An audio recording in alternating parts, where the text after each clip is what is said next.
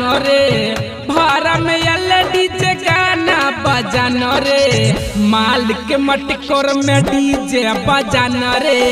माल के मटकोर में डीजे बजानो रे भारा में डीजे गाना बजानो रे भारा में डीजे गाना बजानो रे माल के मटकोर में डीजे बजानो रे माल के मटकोर में डीजे बजानो रे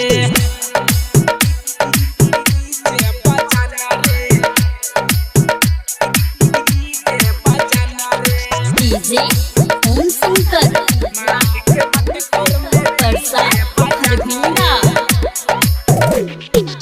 होय छै बियाह जान के दिल कोई रे पार्टी नया नया गाना पाई नचबे भोरे राती नया नया गाना पाई नचबे भोरे राती होय छै बियाह जान के दिल कोई रे पार्टी नया नया गाना पर नचबे भोरे राती दारू बियर गाजा पियानो रे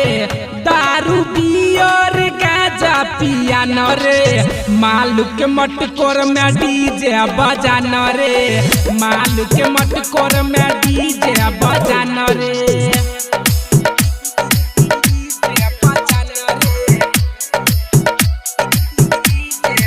डीजे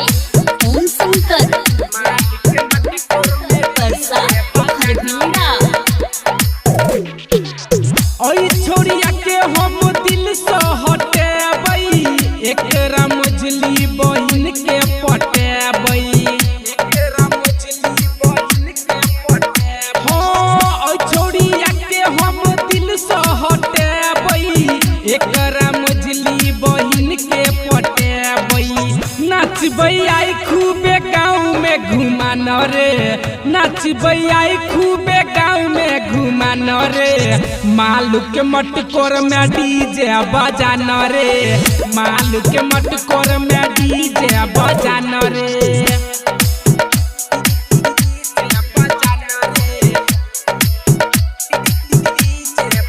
डीजे ओम शंकर परसा खरभिंडा बनल मिजाज शंकर साजन के नचानो अमित और उनके दारू पियानो हो बनल मिजाज शंकर साजन के नचानो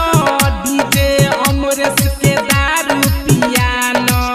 जख्मी जितेंद्र के गाना बजानो रे